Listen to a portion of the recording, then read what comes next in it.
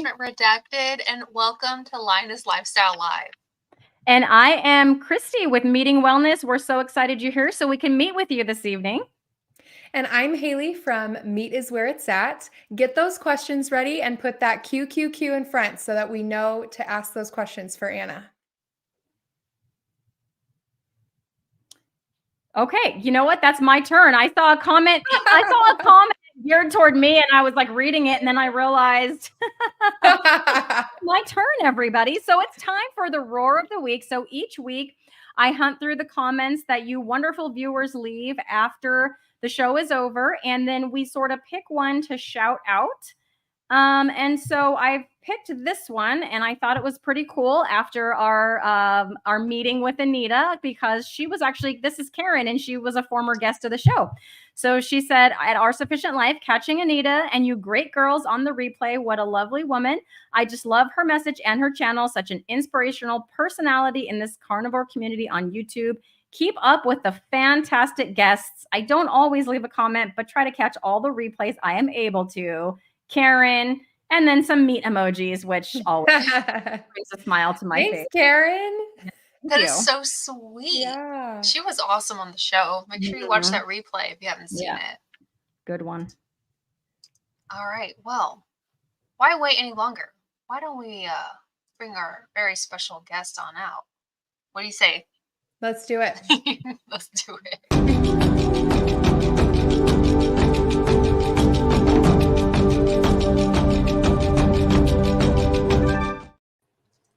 Yay! There she is Anna. Welcome, Anna. We're so excited to have you on Lioness Lifestyle Live. If you could please tell us about yourself and your health journey and how you ultimately found the carnivore diet. We'd love to know all those yummy, juicy details. Hi, thank you for having me. I really appreciate it. Yeah, absolutely. I'd love to give you some background on me a little bit, and where I've started my health journey was kind of when I was a lot younger.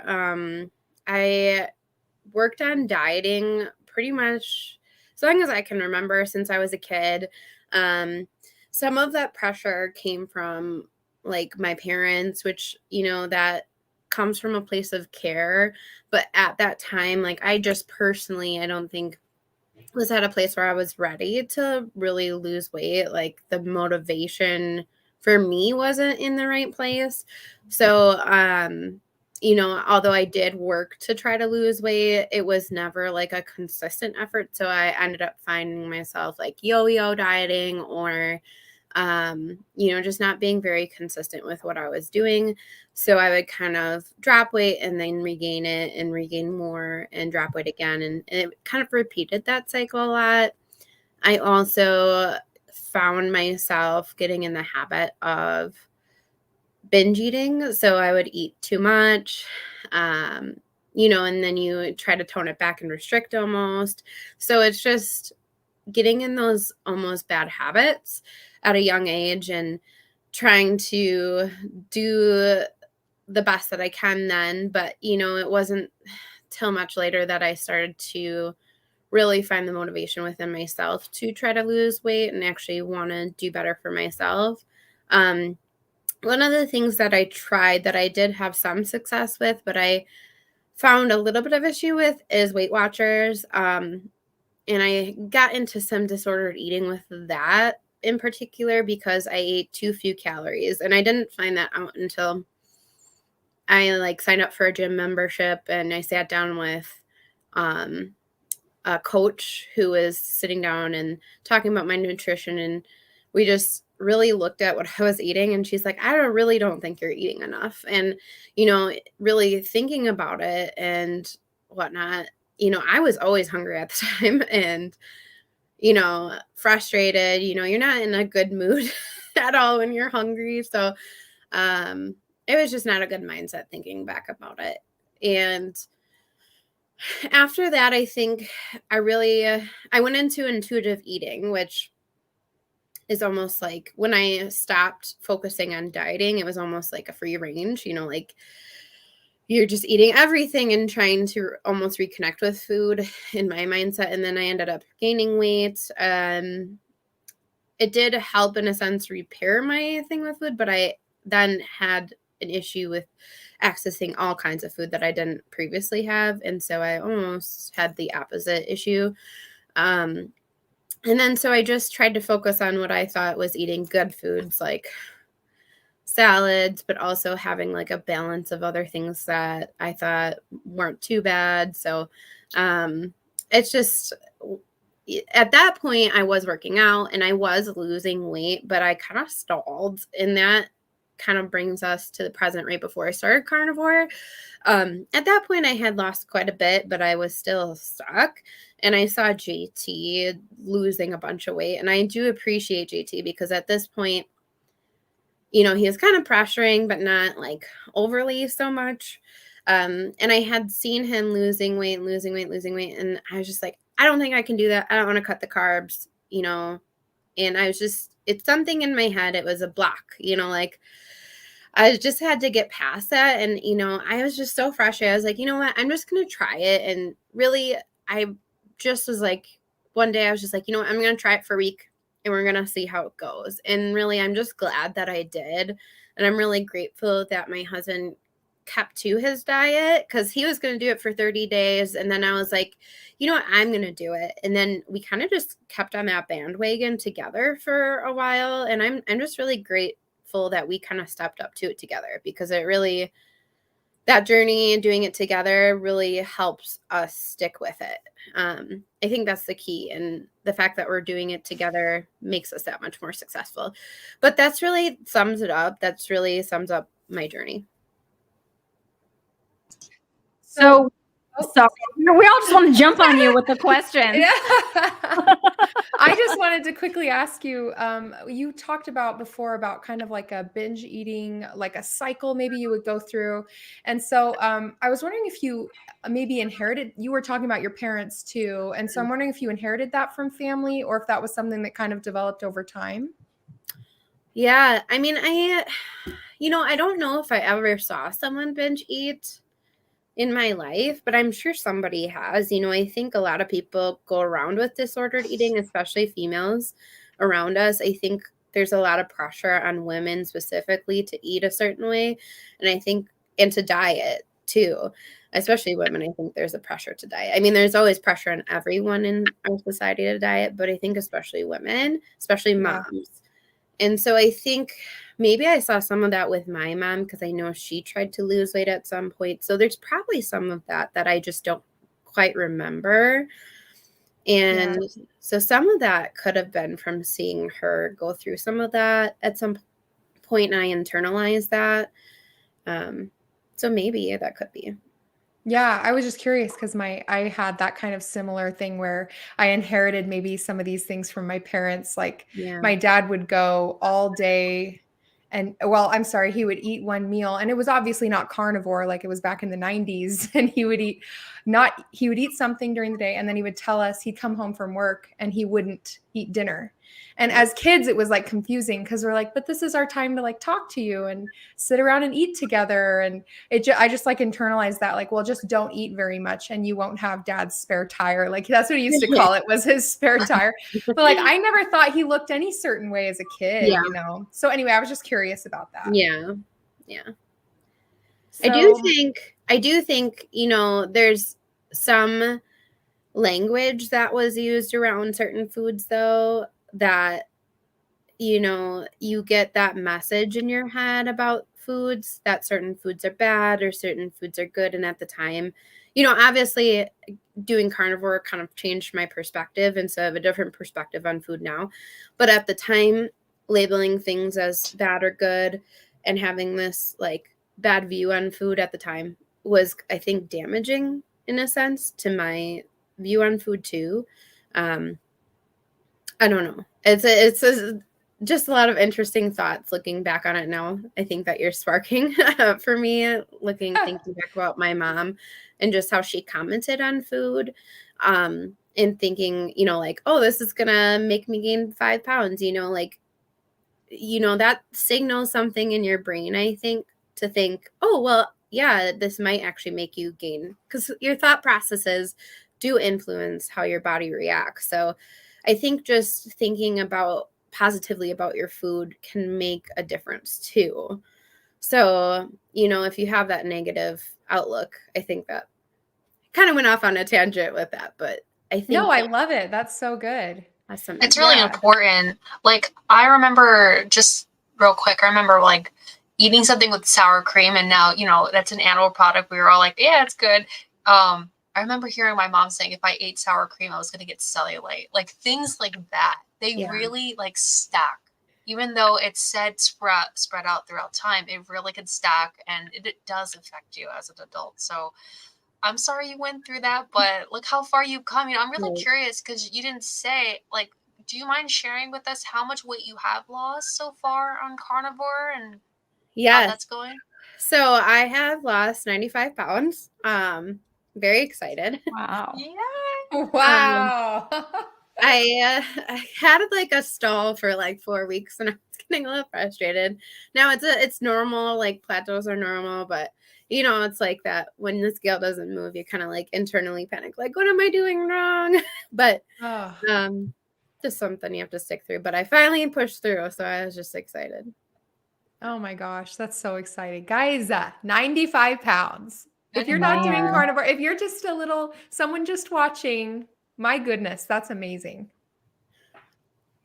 That is super amazing. I can identify with a lot of what you said. And I was curious when you were on Weight Watchers and you were like restricting, and they're like, yeah, you're not eating enough. Like, what did that look like for you? Like, I know what it looked like for me. I was like really watching my fat, counting every single thing, starving, feeling miserable. But I'm just curious what that, like, were you counting Weight Watchers points? Like, what did that look like? Yeah. So for me, well, one thing I did, which was really bad, is I tried to save as many points as I could for the weekend, which was horrible. And then you fall into that trap of eating so much on the weekend that you gain some back. And then, like, I feel like it's almost like the trap of how they get you to stay on that plan a little bit. But I also did feel miserable, and I did feel hungry all the time. And then you want to eat, and then, I had some days where I fell over my points a lot of times because I wanted to eat more. So I did. So I had a hard time sticking to it at times. I did do a lot of times where I did well, but as I got towards the lower end of my points, towards the end of my journey, it was really, really hard because they drop your points as you go farther along. Oh, okay. I didn't know that. And so, for me too, they do, some of the foods I eat now were higher in point value. Like bacon would be higher in point value. Anything really high in like saturated fat and things like that, so I would try to eat a lot of 0 point foods. Like eggs was a big one that was 0 point that I would eat a lot of. Chicken too. I would eat a lot of salads. I would eat a lot of. Those are a lot of my go-to foods on there. But I think a trap on there too is doing a lot of the sugar-free things and things that are not natural. So, and I realized the funny thing the other day is I tried a diet soda for the first time in a while, and it actually made my stomach cramp up. And it made me realize why I don't do that anymore. And I haven't touched that in such a long time. And I'm like, man, what was I doing when I was drinking it all the time or ingesting it all the time on Weight Watchers or in the past? Like, you don't realize what that does to your system. Yeah, 100%. There's a lot of comments here about Weight Watchers that I've just kind of been scanning. Like a lot of people have experience with that. But yeah, Annabella's like, I was always hungry on Weight Watchers. I've been seeing a lot of ads for them, like on YouTube, and like the foods they show, they're trying to make them look delicious. And my carnivore brain is like, I would be so hungry because it's like vegetables and like stuff that I know would not make me feel good and would you'd leave be me bloated hungry. and pooping a lot too. Yeah, all those things. Yes, Hayley, leave it to Hayley to just write in there with the truth on that. Yes, Hayley. She's right. Yeah, 100%, 100%. So, and I think it's something about the fact that they don't allow those saturated fats or those fats in the diet as much, because it has something to do with that balance of, you know, giving you more fullness. So yeah. So Susan E's experiences, last time I did Weight Watchers, I only lost 6 pounds in over 6 months. I wasn't snacking. I was keeping to my points, and I exercised at Curves. When I asked for advice, they didn't have any. of course. Yeah. Oh man, Curves. That brings me back. I remember being a teenager and going to Curves because it was ladies only, and I was trying to like lose weight, even though I was a healthy weight at that time. Sorry, that just brought me back. Those kind of programs, they really give you this false sense of security. I remember for me, one of the programs I did was Nutrisystem, which is horrible. Have you ever heard of Nutrisystem before? It's basically like, it's awful. Basically like microwavable cardboard. That's what I remember it as. Like, I remember the feeling of eating it, and I would feel full, but there was like my soul was gone, basically. But now eating carnivore, it's like every meal I feel satiated and I feel good. And I know you are also. We've, you know, Anna, we've talked before, and I love to promote the carnivore family. Could you tell us about your family dynamic and how you're feeding your child and your husband, and like how are meal times different as a family, carnivore versus like standard American? Yeah, so I mean, most of our meals are pretty similar in structure. So we all pretty much sit down together and eat together. And in a sense, it's sped up a little bit because we don't spend a ton of time preparing meals as much as we used to, because there's not a big recipe involved, not as much cleanup involved. And it's a lot simpler. William has a tendency to just eat what we eat. So he has kind of just made the switch pretty much to carnivore, although I would say he's more in the keto realm because he does eat more things that are non-carnivore. We just try to lead by example with him. So if we have a steak, we try to offer that. If we have bacon and eggs, we try to offer that. So we really try, our emphasis is really to try to offer those healthier options. And, you know, if he doesn't want that, we do try to offer a second option. And then if, you know, that doesn't work, we'll come back to it later. Because we don't want to necessarily force him to eat something at that moment. But we do really try to encourage that, because encourage him to eat carnivore because we know it's better for him. We do offer like fruits and stuff like once a day or something like that. So he does get some other options aside from that. But I think, you know, he doesn't even always want the other things at times. So sometimes if we set out something that he used to eat, he won't even touch it. Or he's even given it to the dog before. So like I know Rick used to give his food to the ducks. He's kind of pulled a Rick on us a little bit. So it is funny. So then we just know, well, maybe that's not food he'll eat anymore. So it's he's kind of made us proud and impressed and shocked in a way, because there's some foods that he just won't touch anymore. So a little bit tied turns. Yeah. So your son is young. My sons are quite a bit older. It was funny because JT actually texted me the other day asking if I fed my kids carnivore. And I'm like, I'm trying, man. But when I think back of the progress, because especially my younger one, he's eating so many things now because I just kept making it. I just kept offering it. Hey, you want to try this? Like, no pressure.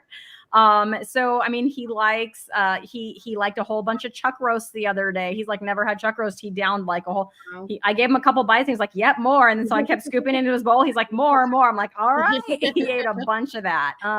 He ate meatball. I made meatballs last night. He ate like 4 or 5 of those. So things that I never thought he would eat, he's like eating and liking, and even sometimes requesting. Like I made a meatloaf and he's like, when are you going to make meatloaf again? You know? And I was like, who are you? Right. So it's slow going when they're 15 and 18 like mine, but it is possible. And I've noticed, you know, their tastes are starting to flip, you know, change. It's just taking some time to get them acclimated. I wanted to ask you a question really quick about your relationship with food that you spoke about a little bit ago, saying that you went through a phase that you were trying to heal that relationship. And so I'm wondering, I'm very curious about what your current relationship is with food in general, and what advice you would give to someone who maybe thinks, because, you know, I'm kind of stuck in this mindset where it's like, okay, I have trauma related to food because whoever in my life, you know, taught me or said things like Ellie said about food that stick with me. And so I'm worried, like, well, what about my kids when they're older? How will I teach them so that they don't have this same issue that I have with carnivore? You know what I mean? Like scaring them away from even starvation foods, even if they can't afford. Does that make sense? I feel like I'm kind of like trying to expand upon it, but I'm just wondering what your relationship is with food, and what advice you would give to people who are struggling with that. Yeah, you know, I try to not limit myself on the foods that fit within the carnivore diet. So at one point I was like even thinking lion diet, but I was like, you know what? I don't want to restrict myself so much, I guess.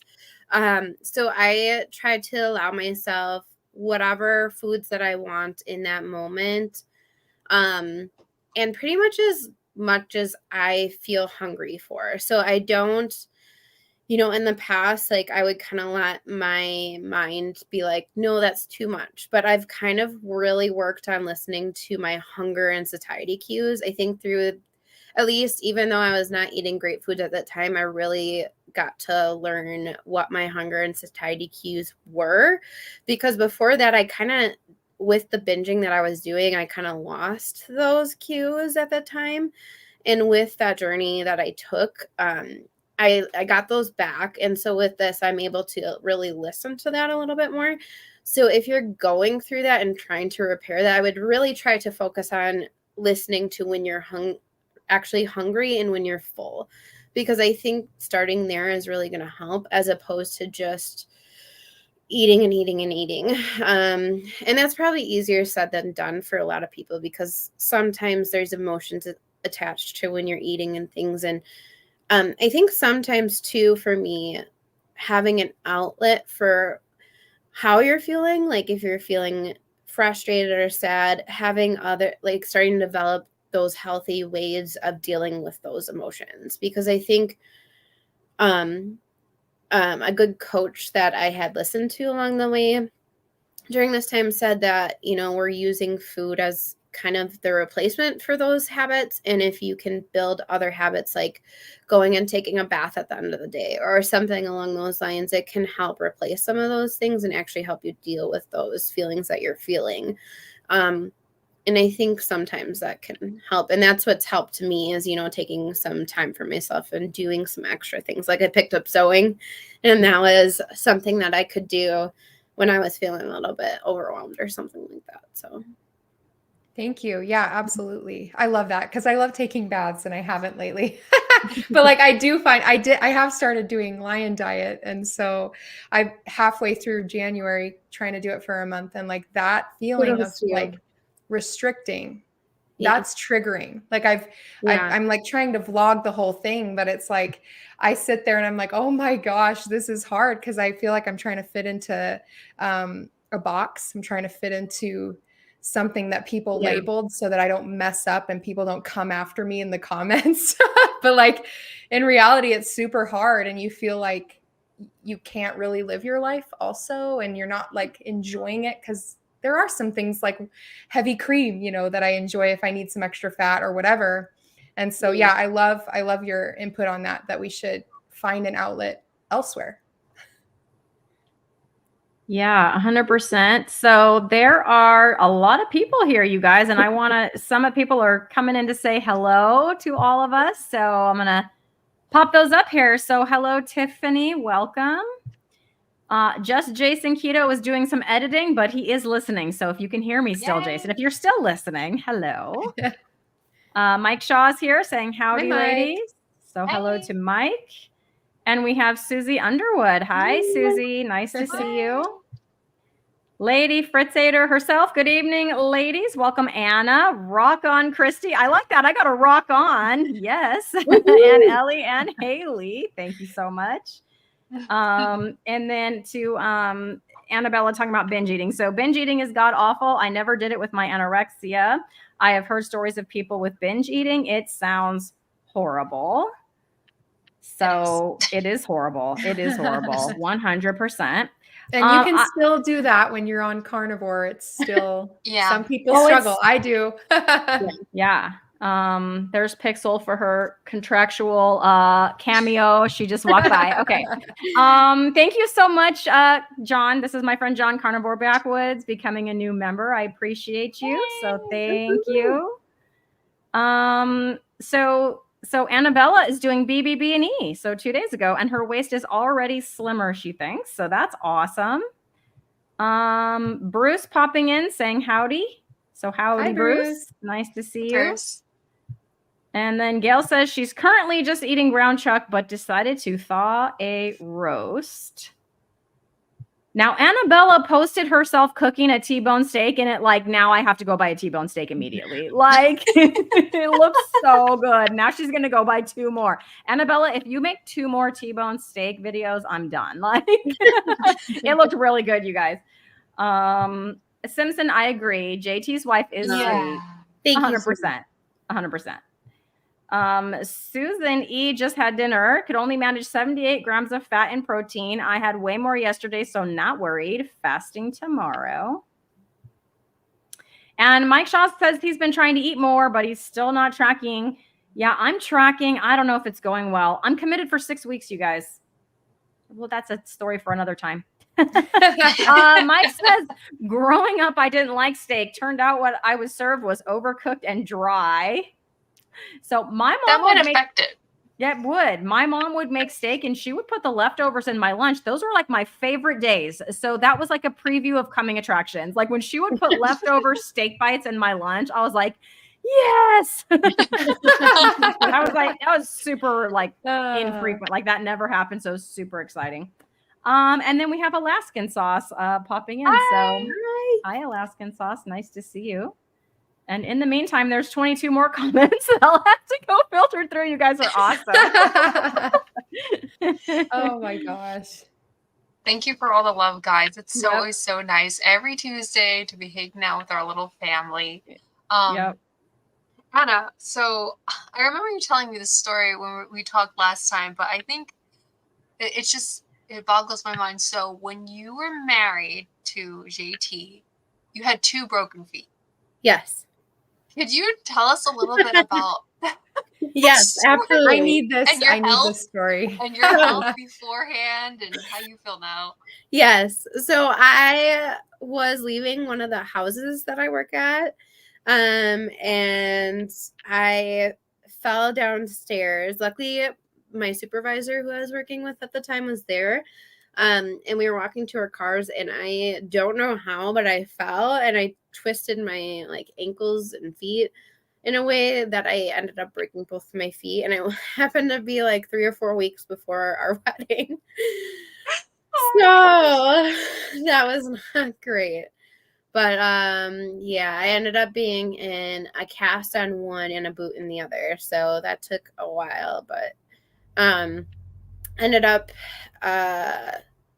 healing just fine. I had to get surgery on one of them actually and get a plate put in because I had shattered a bone in my toe. So yeah, that was not fun. I wish I had found carnivore long before, because at that point I was pretty heavy. So, the recovery is not easy.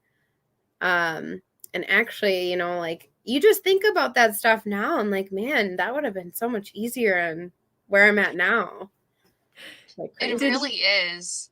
I was just Did you going have to say, oh, go ahead, Ellie. Real quick, I was just going to say that I dislocated my knee a couple of days into carnivore, and I had done this before. This is a previous injury, and I am not kidding that it was the easiest dislocated knee. I mean, it was still hard in most regards, but I could see the difference. And I was at a healthier weight back then. I was a teenager versus now, but the swelling was just minimal. It It really does make a difference. Go ahead, Hayley. Oh, I'm drawing a blank now. Oh, no. I was going to ask, like, so what was the timeline there? Did you get married with the boots on? I did. I stuck it through. It was actually pre-pandemic, and I'm kind of glad that we did it because I don't know what would have happened, like, if I was, like, postponing when the pandemic had just happened, because it was literally, like, a few months before the pandemic all started. So I'm glad I stuck through it, and I mean, we're happily married years down, so. Yay. Oh my gosh, that's so cute. Yeah. So could you speak to also going back to the carnivore lifestyle? So you kind of told us your story up to the point where you found carnivore and that you've lost 95 pounds, which is incredible. What other benefits have you noticed that have just completely changed your life? Sure. So I was just talking to Ellie about this yesterday, but like the increased energy. So I was just telling her, like, since we got all of our stuff at the holidays, like, I'm trying to find places for everything. And I'm literally like, okay, now I have to like clean this room and I have to clean this room and get rid of all this stuff. And it's like almost bad because I'm just like, JT's like, well, where have you been? Like, I'm like upstairs for an hour cleaning, trying to get rid of stuff. So just increased energy, I guess, is a really great benefit. Better sleep is another great benefit. I've also been decreasing my levothyroxine medication, which I take for my hypothyroidism. And I've been losing so much weight that my endocrinologist like has to just keep decreasing each time she gets it rechecked. So every 6 weeks I get it checked. Every 6 weeks it's too low. My like TSH levels are too low and they need to bump it down. So it hasn't been like at a steady normal thing ever since I've been working on losing weight. So that's great. And I just feel better. Like I don't know. Aside from the losing weight, I just feel a lot better and a lot more able to just tackle things in life. So yeah, absolutely. Yay. That's awesome. So is that hypothyroidism? Yes. Okay. Yeah, I have some family members that are struggling with that, and we're like, "Come on, try." Yeah, right. Try carnivore, but we got to tread lightly. There's proof right there. We'll just send them that clip. Just send the clip. Yes. Oh. So what are some of the favorite meals you like to make? What is that like making carnivore for a family? I know you said you kind of all eat the same thing, but like, what are some of your favorites? Oh gosh, I think I just discovered one right before I came up here. So I just tried eating steak with bacon tonight. Oh, okay. And it was really good. It was really good. So that's gotta make the top 5 for me. Another thing is making our carnivore pizza like pockets, I guess. So we just do like the mozzarella slices with the toppings in between. That's really good. Like, especially if you have like a craving for pizza, that like nips it in the butt for me. So that's good. What else do I like? We like making taco bowls. So it's like just like the meat and the cheese together. And I like adding sour cream with that sometimes too. What else is there? I feel like I'm missing a big one. I can't remember, but those are definitely some of the favorites for sure. Yeah, burgers. I've been wanting to try those. Oh yeah, burgers. Who doesn't love a good burger? That's what I had for dinner. Burger patties with over easy eggs. One of my favorites. But I've been wanting to try those pizza pockets. It's something I haven't tried. I want to see if my kids will eat them. You know, I think they probably will. So I want to give that a try and see if I can get them to do that. William will eat it. So okay, all right. Your kids. Yeah. Cool. Well, so do you have like a why? Because everyone says you got to have your why. So do you have a why? And if so, what is it? I do.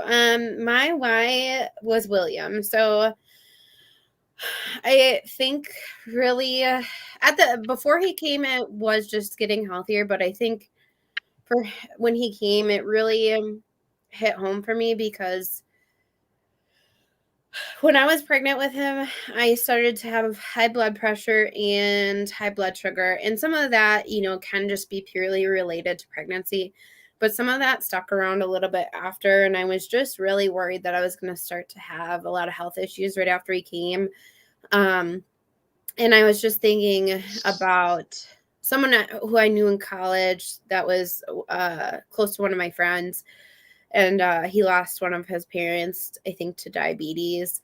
And I just didn't really want that to be my position. So I think really that's my why. And it made me cry. And, you just have to find that motivation. And I think till you find that, like for me, until I found really what hit home for me, I think I really didn't take it fully seriously or fully stuck with it. Okay, sorry. I was posting a link because there was a request for the link for the Pizza Pocket video. So I was jumping on your channel and getting that link. So I put that link in the chat. So this is on JT and Anna's channel, the Poco Moonshine family. Yeah. And it's a real quick video. It's a little tutorial on how to do those pizza pockets. So yeah, I just posted that for everyone who's interested. I just had to throw this up there because JT said that it's him too. Your reason. That made me laugh. He felt left out, Anna. He felt left out. Sorry. I thought you were my favorite. That's hilarious. My husband. Oh, go ahead, Ellie. You go. I was just gonna say a silly thing that my husband, because I have a son and a daughter, but when I give attention to my boy, he's like, "What about me? I thought I was your favorite." And it's like, oh, like I feel that. Oh my gosh. So a little bit ago, you were talking about it, as part of your journey was your plateau, right? So that was 4 weeks long, I think is what you said. And yeah, I'm kind of currently experiencing that, or I was before I started Lion Diet, obviously. But I wanted to know, did you change anything? Was it the same and you just had to just be consistent with what you were doing and then all of a sudden you started losing weight? Can you speak to that?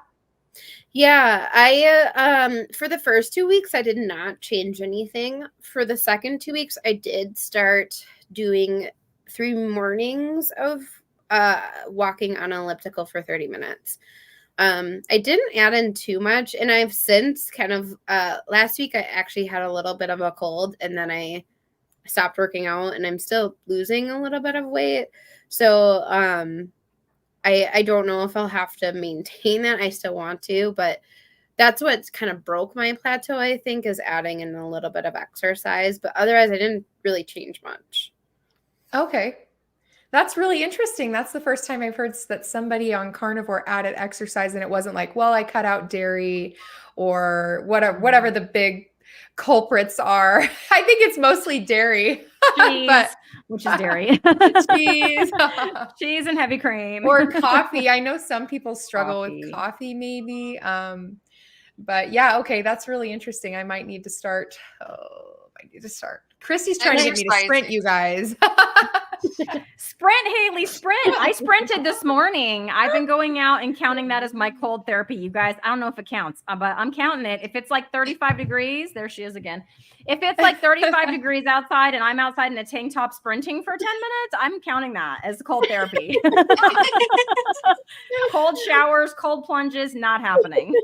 I love it. Oh my gosh. Oh man. What kind of exercises are you doing? For Anna? Yeah, everyone. Like, what is everyone doing? Yeah. Okay. Because I don't know how to exercise. Like, what is that? What is exercise? Anna said elliptical, right? That's the one where you have the separate feet. I don't know. Okay. I don't do too much like weightlifting yet, but I want to introduce that because I know it's super important for like muscle mass and stuff, not to lose that, especially as you're losing weight. I just want to be super careful because I've injured myself in the past and then had to take a break from working out and stuff. So I just want to be super mindful going forward with that. That I don't want to hurt my back and stuff. Because I've had specifically the last time that I started doing different things with body weight, even exercise wise, or like lifting, I've accidentally hurt my back or pulled muscles and stuff. So I just got to be super careful. But yeah, just right now is elliptical. What is everybody else doing? I do deadlifts or like with, I think it's not very heavy, but like I want my butt to grow. So I'm doing That'll deadlifts. do it, girl. That will do it. It's like -5 where I live right now. So I'm like, I do like sprinting or high, like Dr. O'Mara talks about high resistance. So I do a really high resistance on a bike and just go really hard for like 10 seconds. And then you take a break and you go really hard. Yeah. And that's tough. That's tough stuff. But, yeah, that totally counts as sprinting. So Anna, you'll be happy to know that I interviewed Coach Bronson, and like the main thing he talked about, which is like the stuff you said, of course, like, yes, the weightlifting is important, especially for us women, adding on muscle while we can, keeping as much muscle as we can. But one important component to that is rest. I was like, okay, I can rest. So he talked about like 2 lower body days, 2 upper body days, and like 3 rest days.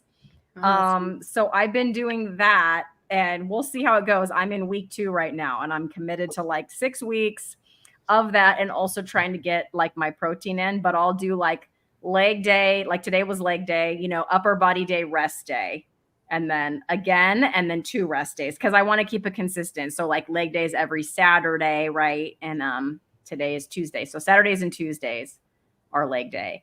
Right. And then, yeah. And then anyways, and then I'm resting 3 days a week. And it's like, it's changed my mindset, because normally when I go into workout mode, it was like, if I took a rest day, it was like my internal talk was like, you're being lazy. You should be working out today. Like, this isn't good. You need to do it. Like, that would be my internal self-talk. But now it's like, it's not lazy. Like, if you don't take these rest days, your muscles aren't going to grow. They're not going to do what you're intending for them to do. You actually need those. So yeah, it's made it a more positive experience all around. And it's also, you know, a lot, it's doable, I feel, right? I'm not going to get burned out like I have in the past. I love that, because I feel like even me picturing myself in the past, I had so much shame in my mind about not working out on certain days and not giving my body rest. And I think that's part of the reason I did injure myself at times, because I pushed myself too much. And so I think that's really important, is to make sure that you rest, because it is equally as important for your body. Yeah, absolutely. I agree. Ellie, what do you do? That's hilarious. I do nothing. Oh, good. You're taking the rest to the next level. All the rest days, all at once. Sometimes I'll take my kids on a walk. Good. That's good. I'm so bad about it. I feel like I literally go into hibernation mode in the winter time, though. Like, I have way less motivation when it's cold outside. And I feel like humans literally did like hibernate a little bit. But that's just me maybe making excuses. I don't know. I'm just a lazy person. That's it. No, you're not, Ellie. No. Ellie, no, you're not. Nia's saying that she's been doing cartwheels. Nia, I can't with that. I mean, that's awesome. I just can't anymore. I used to do cartwheels when I was, 10. But anyway, that's awesome, Nia. That's excellent. And the Jungle Gym mini pull-ups for exercise lately. That is fantastic, Nia. When I do a pull-up, or I'm sorry, when I do a cartwheel, I like almost always pull like whatever muscle is back here. And because my kids will be like, Mom, do one, show me how to do it. And I'm like, okay. And then I'm like, they're like, that was so good. And then I just like walk away and just like pain, but I don't show them that I'm in pain, but it hurts. I should try again. This was fun. Kids, keep going. No, that's good. Be positive. You don't want to put a stigma about exercising. That's good. So Mike said he shoveled snow. Mike, that is functional fitness. I'm counting that. That's good. And Ellie, you sure are chasing those kids. There you go. Why didn't I think of that? That's true. Yeah. So Nia, thank you for bringing this up because I forgot. So she says, don't forget to stretch. It feels so good. And I consider it active on a rest day. Yes, Nia. So because I have those two on Thursday and Friday, those are like 2 rest days in a row. So like on the Friday, I am doing some, some stretching and some flexibility. This last Friday, I just kind of did my own thing, but I do have some like options, like YouTube videos that I can kind of follow along with. I have to go find those again because I love that. You're right. And it's really good for flexibility. And then it just feels really good. It's actually kind of like relaxing, but like invigorating. I don't know. It's really good. So thanks, Nia. We have a good question here. This is really personal, but I haven't gone number 2. Okay, in about 5 days. I usually go every 2 to 3 days since going carnivore, BBBE since January 1st. No coffee or sweeteners, still eating fat. Any suggestions?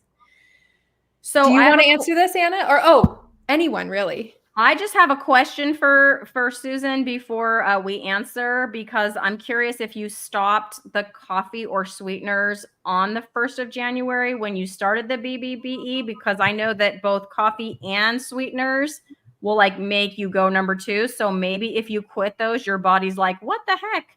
And it's not sure what you're doing right now. So I would just, I'm not sure if you meant that you quit those on the 1st or if you just are still not doing those, but that could be contributing. She said yes, I think. Saying okay. Yes, she did. So my experience has been like when I started Lion Diet on January 1st, I didn't do coffee for 7 days. And I don't think I pooped for 7 days, because my body was trying to re-regulate. So I think it does matter how much fat you're intaking as well. And then someone also put in the comments magnesium citrate that you could try. And so that's definitely a personal thing. If it's painful when you go to the restroom or you have stomach aches, then you probably need to up your fat or try magnesium citrate. But I don't know. That's my opinion. And I would also make sure you hydrate enough too. Like I feel like you probably need a little bit more hydration as well. Because I feel like sometimes when you're backed up and stuff, I feel like that doesn't hurt as increasing your water content. Yeah. So for me, I've had a lot of issues. I talk about it we're not afraid to talk about poop on my channel, but my constipation issues, I would only go once a month. And that was like eating all the fiber in the world. And then on carnivore, sometimes I go every 2 to 3 days, but then I'm noticing now lately, it's been more like 5 days. And I think as long as it's easy to come out, then you're probably good to go. I really don't have. Do you guys have any gas? I have like 0 gas. Not really. Hardly any. Oh, that's good. So yeah, and maybe I would just maybe take a journal, like write down when you go, how you're feeling, what you're eating, and then that way you can have a good log and figure out, if there's something you need to like eat more or less of. I'm just any advice that people are putting up. I'm just like sort of this. popping it up there too. Yeah, I was reading it. I feel like this is how that was my experience. Definitely. And I know Susan said that she was in the comments, she said she was eating fat. And so, but when I first started, I needed a lot of fat. I don't know how long you've been doing carnivore, Susan, but like maybe before January, but it's more fat than you would maybe think that you need. Surprisingly, that's why you see people like munching on butter or, whatever, because it really is a high fat diet. And so it could cause diarrhea potentially, but at least you would be going to the bathroom, right? And not being constipated or feeling that way. So anyway, that's kind of my advice. Yeah, that's kind of what I was saying.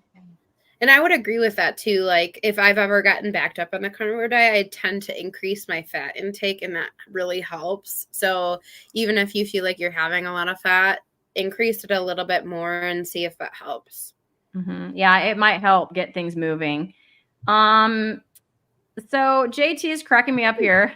I kind of laughed for a second. I didn't mean to. Oh, then men. I read that incorrectly earlier. That's so funny. Ellie, you want to talk about why we started this show? I'm going to let Ellie talk. Ellie, why did we start Lioness Lifestyle Live? Because it's going to address your question, I feel, JT.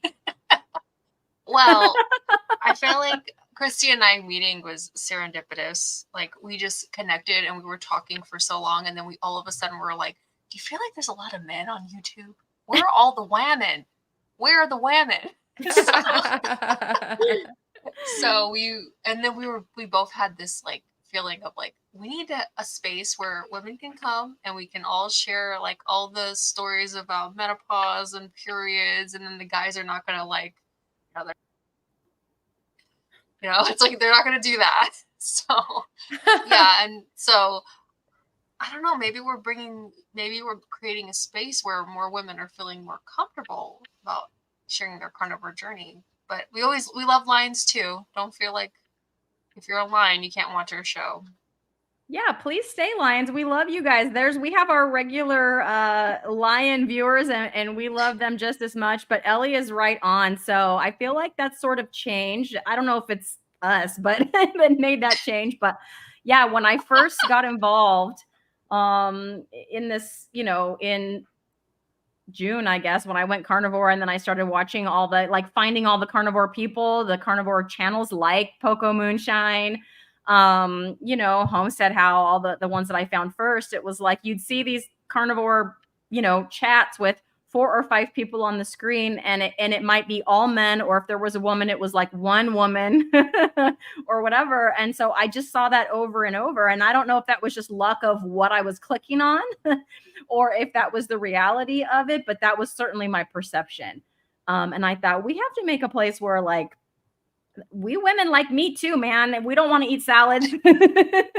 No more salads. Yes, no more salads. We want a place we could talk about it. So, well, and statistically, to answer that question there, I think statistically women are more in tune with their health. Like men will go, it's kind of a joke, right? That like our dads would go forever without going to the doctor, and the mom would be like, hey, like I made an appointment for you. So I think in general, we're more in tune with our bodies too, because of our menstrual cycle and pregnancy and all of those things. And women outlive men in general, statistically. So I think that has to do with it. And then why are there more carnivore women? I think that's part of it. And then the other thing that Ellie and Cristie were talking about, I think we do need more women in the carnivore space speaking out, but maybe there's like some kind of social, I know I didn't start my channel for a while because I was like, I am not qualified for this. Nobody's going to listen to me. Like I have nothing to my name. I'm not a doctor.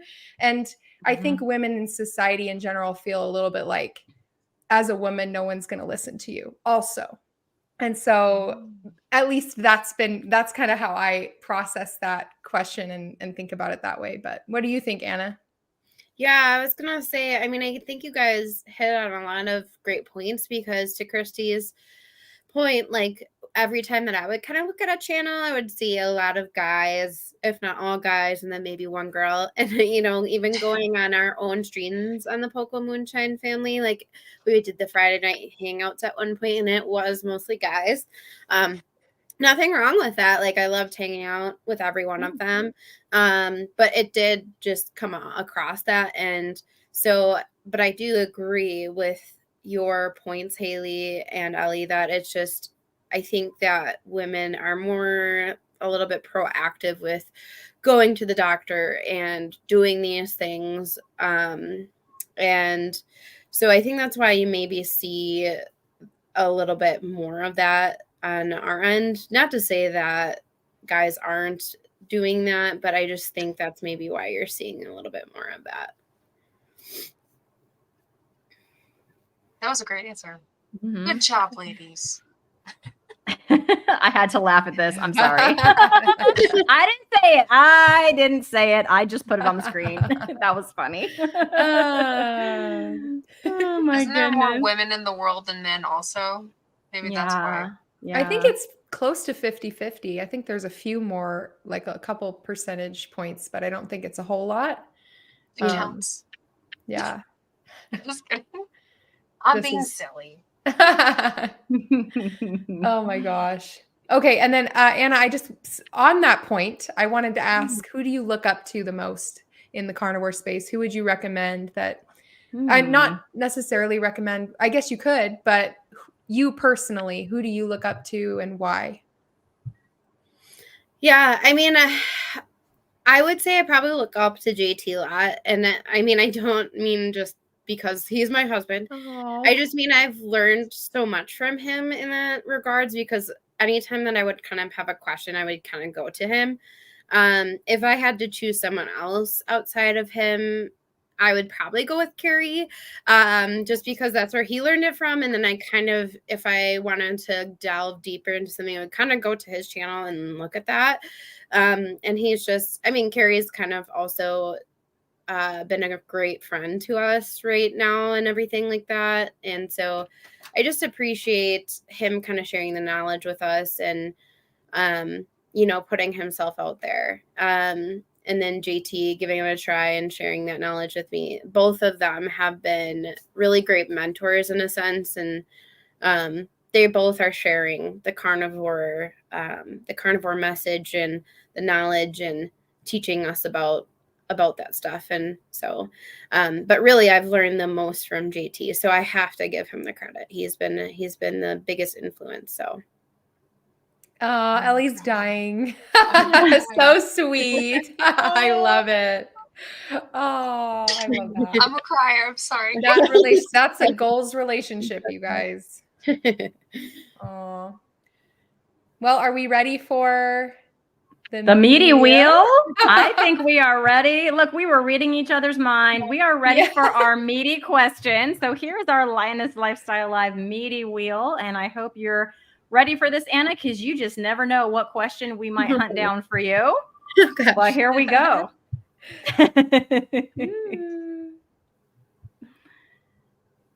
All right, we hunted down a question for you. It's been asked many a time. Don't you get bored eating this way? What are your thoughts on this?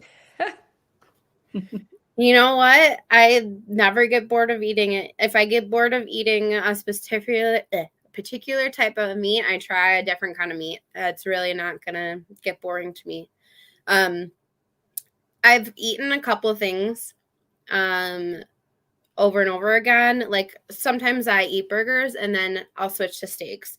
So even though like people might try to throw that comment at us, I really feel like it's really not valid, because we still have so much variety within the meat that we are provided that it's really not a valid argument, in my opinion. Okay. I love that. It's not a Slam valid. dunk. Not valid. I love it. Oh, I'm still sharing. Sorry about that. There we go. Okay, I just have to share this because this cracked me up. So a couple of these, whoopsie, sorry. Aid is being totally facetious. Don't forget the Ansel Keys. Yes, I saw that and I was like, there's no way. We're like, we're not putting that up. Or I was going to put something in the comments, but just kidding. Just kidding. She's completely kidding. I knew she was being facetious. Ansel Keys. Yes. It's a joke my husband and I do. We're like, get angry. Yes. Shout their names out. Oh my gosh. Well, I would love to show everyone the Poco Moonshine family channel and encourage everybody to go subscribe over there. Let's see if I remember how to do this. It's only been a week, Ellie. I know. Why is it like every time you try to share your screen, nobody can it's like you forget how to do it every time. Not you, Ellie, but like me too, like everyone. Yeah, I agree. So this is the Poco Moonshine family. I've had the pleasure of speaking with JT and Anna and getting to know them on a personal level, and also through their videos. They are promoting the carnivore lifestyle while also having fun as a family. And so they like to create videos that are going to inspire you and hopefully put you a little bit out of your comfort zone in terms of adventure and living life to the fullest. And it's just a wholesome channel, and they're wonderful people. So please go subscribe to the Poco Moonshine family. Yeah, I second everything Ellie just said. JT is awesome. I mean, Anna, you're awesome too. I mean, but Anna, you're sitting right here. But JT is awesome. Anna is awesome. I'm just getting to know Anna a little bit more. But yeah, I second that, Ellie. Both just wonderful and supportive part of our community. Thank you so much for that shout out. I appreciate it, guys. Yeah, you guys are doing a lot, especially in terms with like the carnivore diet documentary and with the Chatting with Carnivores live streams. And it's so important to get this message out there. You're saving lives, basically. Yep. And I will give JT a lot of the credit on that because he's doing a lot more of that work with Carrie than I am. So listen, Anna, I'm going to tell you something. Men, all right, this is something that I like to say with marriage, right? Men wear the pants, but the women are the belt that hold up the pants. So JT would not be able to do any of the stuff he's doing without. So single men's pants fall down? Like they can't hold their own pants up. You need a belt, men. Haley, their moms hold them up. Oh, their mommies hold up their pants. Okay, all you single lions, just know. Okay, we have just gone right off the rails, everyone. Oh, Ellie, you cracked me up. I'm just kidding. This is fun. Haley can't even count us down. It's time to roar, Haley. Oh my God. This is just so funny though. Like, ouch. Oh no. Single men have rope. I guess. Look. Oh, Mike, pull your pants up. So inappropriate. Oh no. Oh, anyway. Okay, time to roar. That's those right. roars, Betty, in the comments. Or We'd meows. love to see them, or your meow. Yeah. So are we ready? 3, 2, 1. I didn't want to go too loud. I have my new microphone. I didn't want to blow out anybody's eardrums. Meow. Ooh. Roar from Deb. Oh, I'm not going to put that up, Bruce. Try again. Susan. Ooh, Eric's got a good one. That's right. You know what that means. Roar, picanha, roar. There it is. Ellie, picanha. Yeah, Anna did not tell us that her favorite meat was picanha, so then I got sad. No, I'm just kidding. I'm just kidding, Anna. Even JT makes fun of me about being the picanha lady. Mm-hmm. We're a riot. I agree. Susan. Oh my gosh, we got so many good roars. Oh, yay. JT. Roar, suckers. Do tigers roar, JT? I'm not sure if tigers roar, but it's okay because you're with us lions tonight. Oh, girl, That's we good, take girl. gers. We take gers, Brett. It's okay. I love it. Thanks, you guys. Thanks for putting all those in there. We love it when you participate. Well, we got one more here. Roar from Australia. Ooh, Australia roaring out there. Awesome.